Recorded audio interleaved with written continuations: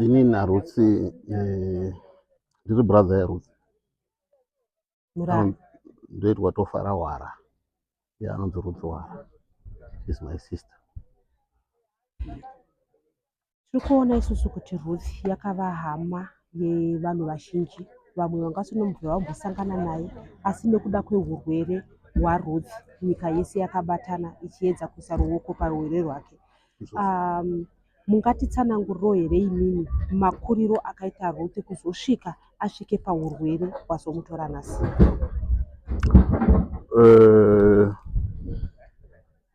Akangokuru ari mwana ndokura unongoita vana vese.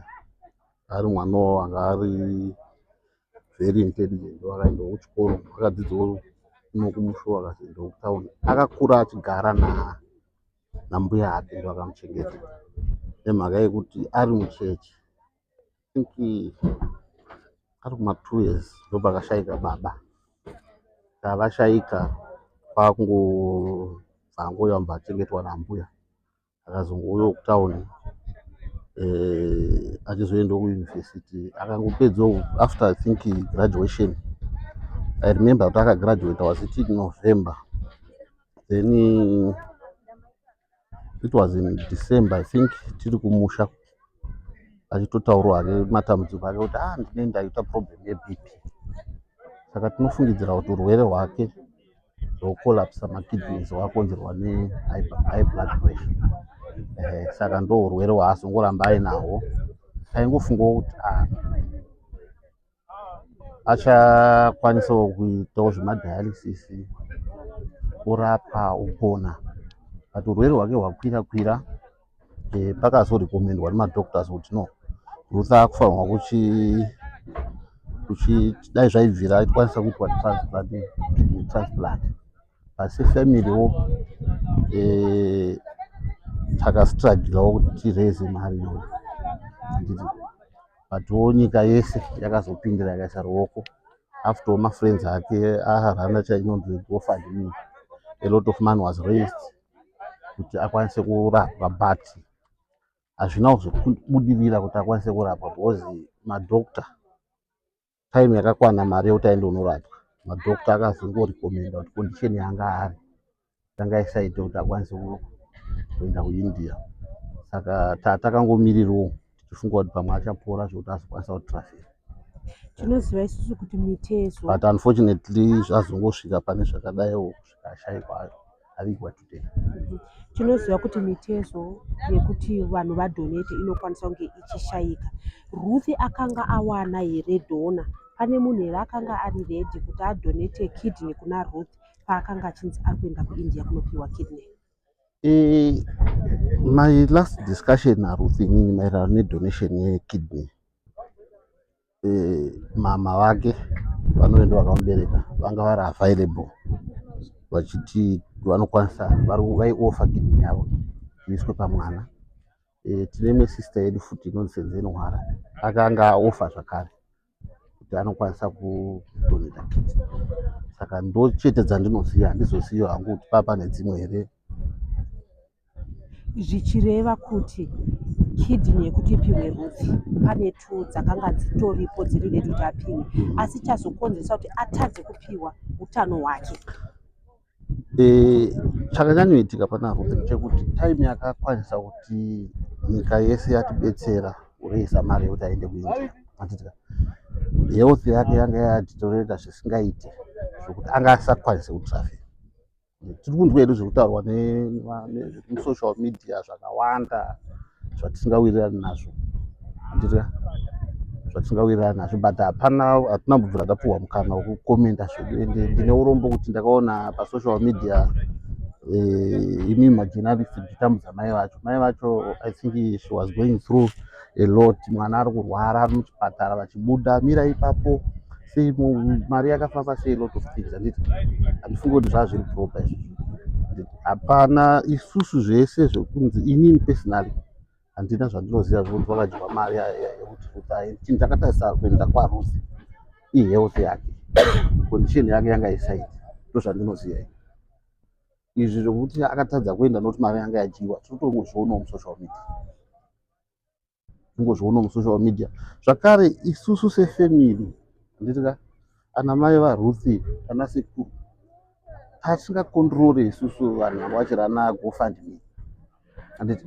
Saka zvokuti kana vanhu vanga vachirana izvozvo vane mari, tiri kunzwa dzimwe mari dzisingaiti ma100,000 makiki. Handizivi kuti akabuda here, kana akabuda vasina kuaunza. It's unfortunate, hatizvisiye zvese izvo. Kungozviverengawo pamedia, ndozvaazviripo. Saka kana zviri zveshuwawo zvekuti pasi rese rakareza mari dzakawanda kudaro, tauda kutodzokera kune vanhu vacho vanga vachirana zvinana GoFundMe zvacho, handitika. Ndovotaura kuti mari yacho yakaenda uku. Because taona kuti family yedu yatanishwa stere. Tinzi takadya mari tisingadi kuti Ruth arapwe. Hapana anga asingadi kuti Ruth arapwe. Munhu wese angaida kuti dai Ruth arapwe apora, handitika. Iyewo chachiri chishuwo chake chokuti dai arapwe aita seapora. But well, zvazvazokupera zvaita izvi. Saka vanhu ivavo vanga vachirana maGoFundMe acho vachitrai kureza mari, tinovatenda zvikuru nemari yangu areza, mari yanga yapo yekuti aende. But mamwe mafigure manje akutaurwa emumedia aya, maybe achiri kunzewo, hatizivi zvakafamba sei. If there is need for investigations, rambai muchiita ma-investigations acho mutiudze kuti chichakaitika. But as far as we are concerned, zvinhu zvese zvakapuhwa paiRuth naye Ruth, mari dzake dzadziri ngopo. Hazvisi zvakamutadzisa kuenda kuIndia, zvakamutadzisa condition yanga ari, because pakakwana mari iye anga atosvika pastage pasingaiti. Ane madhokita akachimurapa Ruth ekuti kana maikwanisa munonaonawo munzwisisa kuti sei asina kuenda. Tinoona isusu kuti kana mwana achienda kuchikoro, munhu wese anenge aine zvinhu zvaari kuti inini ndoda kuzodai so kana ndakura. Asi naRuth chikoti achingobva kupedza chikoro, urwere hwakabva hwamubata.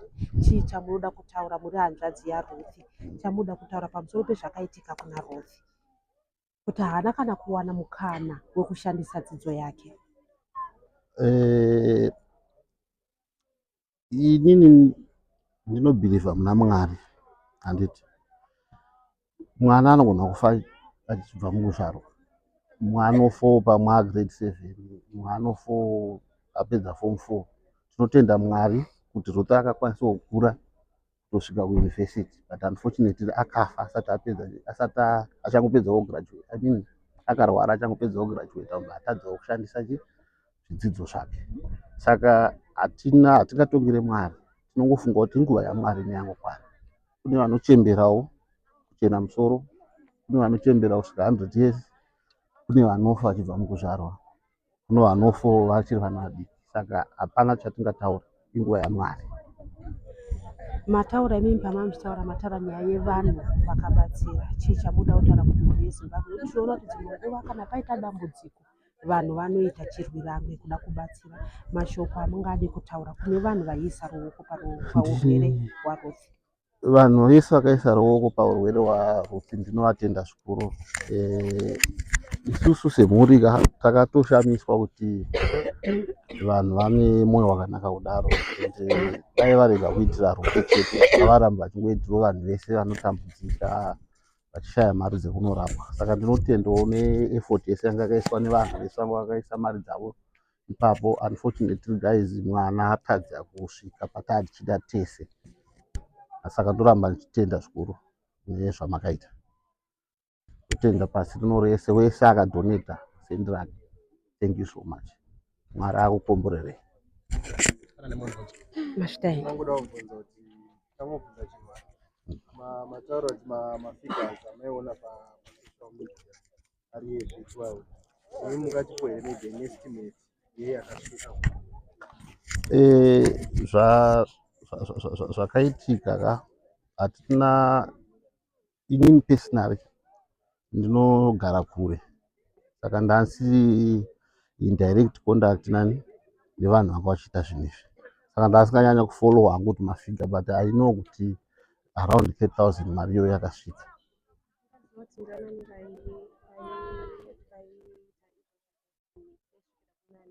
Ini handivazivi. Chandinongoziva ndechekuti vangoreceiva mari vaipotawo vachipa amai naRuth wacho chete. zita refamily ndori kushatiswa zvakanyanya rashatiswa zvakanyanya.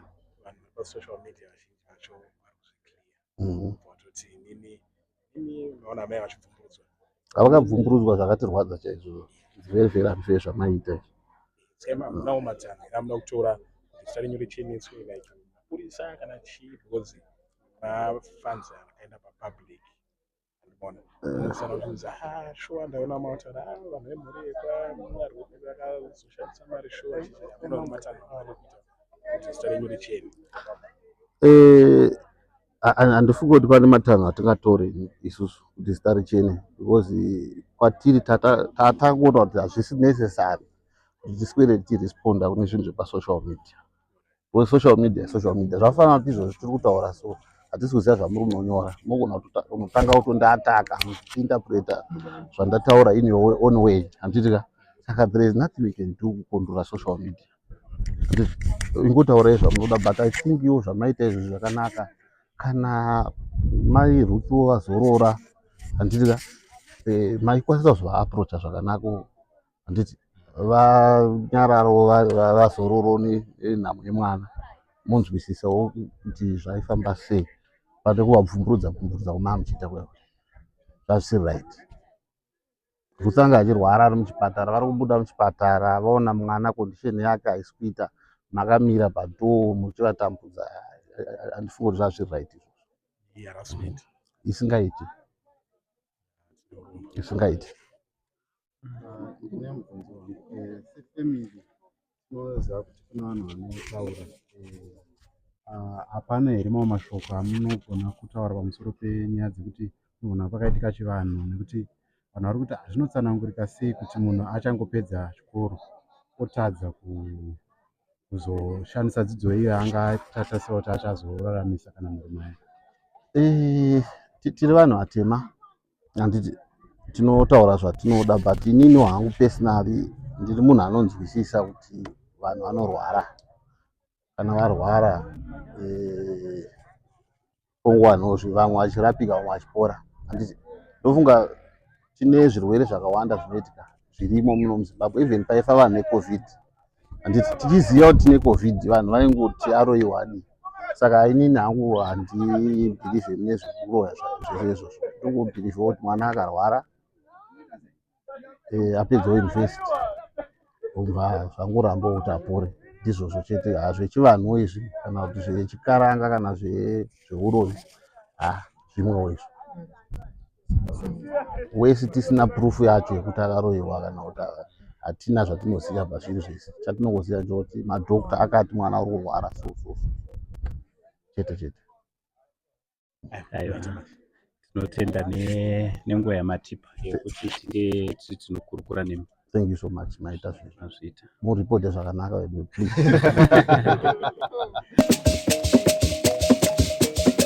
Ndakati nchipinda muna Kaguvi, ndakasvika pakambani inonzi Suspension Hyper iri panhamba 69 Kaguvi Street, imi kutaurawo nyimwa mbare dzekumusana. Maizviziva here kuti ava ndo vanotengesa ma-suspension parts nemutengo wakaderera zvakanyanyisa, pamwe chete nekuita press fitting, pamwe nekutengesa ma-steering racks. Imi zvakaoma. Imi zvamunongoita chete kusvika panhamba 69 Kaguvi Street kana kuvabata panhamba dzenhare dziri pascreen idzo.